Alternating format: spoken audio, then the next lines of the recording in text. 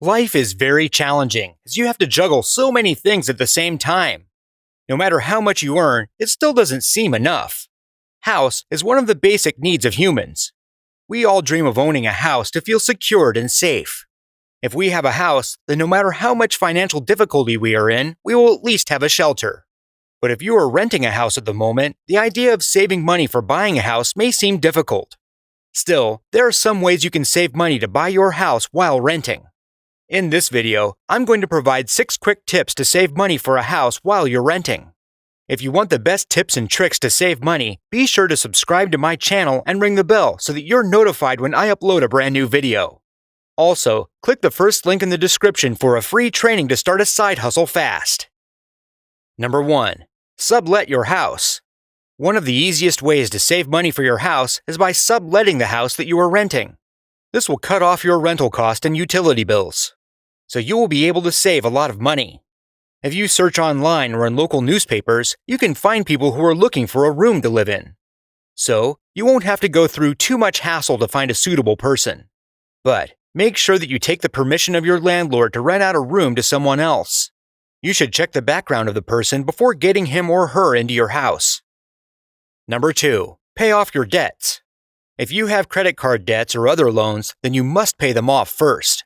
If you are planning to buy a home, then your credit score matters. For that, you need to pay off your debts on time. If your credit score is good and you clear off all your debts before applying for the mortgage, you will get a low interest rate. Number 3. Rent to own. This is a great option for those people who like the property they are staying in but don't have the money to pay the down payment. There is something called a rent-to-own agreement. In this agreement, you have to pay an option money, which is a one-time payment and non-refundable. This allows you to buy a house in the future. This amount is lower than the down payment. It's only 2% to 7% of the purchase price. So, many people can't afford to pay this amount. In this agreement, you can pay the rent for a few years and then buy the property. One of the best parts of this agreement is that part of your rent will be considered as the purchase price. Number 4. Make a budget. There is no alternative to making a budget when it comes to saving money. You should set up a budget and stick to it. You must allocate a portion of the check towards essentials such as food and housing. This is usually 50% of your income.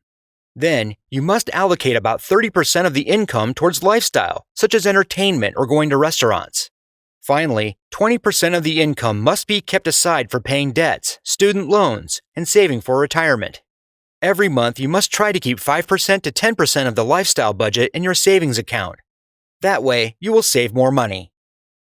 Number 5. Get rid of the unnecessary expenses. You should cut back on any extra expense. Though shopping and eating out can be fun, but if you skip all these unnecessary expenses, then you will eventually save up a lot of money. You should try to spend less on non-essential items. You can cut a lot of the energy bills by being mindful about not wasting energy. For example, if you are not in the room, then switch off the light. At night, unplug the appliances and electronics that are not used. That way, you will save money and can use it for paying the down payment for your home. Number 6. Save your tax refund. You will get a tax refund at the end of each year. Instead of doing fun things like shopping for a new TV or going for a beach holiday, you can save it up for your house. This will contribute to your down payment fund for the house. This way, you will be able to save money for your house while you stay on a rented property. You should remember that when purchasing a house, a lot of extra costs are incurred, and closing cost is one of them. So, you should always save some extra. You can do some research on the various properties on sale to find out how much down payment you might have to save for your preferred property. This will give you a target to fulfill. Try to save more than the target so that you can pay for any unforeseen expenses. Move all your savings for the house to a separate high-interest savings account.